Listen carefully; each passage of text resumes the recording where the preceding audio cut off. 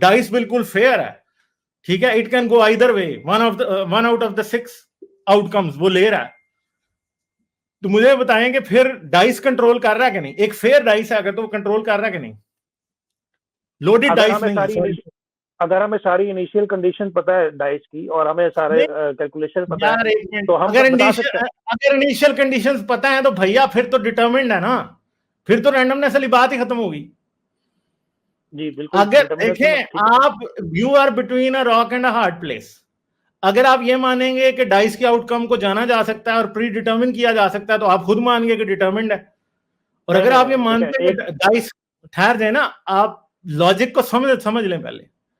और अगर आप ये मानते हैं कि डाइस वाकई लोडेड डाइस नहीं है, प्योरली रैंडम चीजें दे रहा है, ठीक है, तो भाई फिर मुझे आप बात बताएं कि कंट्रोल तो फिर डाइस के पास है ना, फ्री विल तो फिर डाइस की हुई, वो आपकी या खुदा की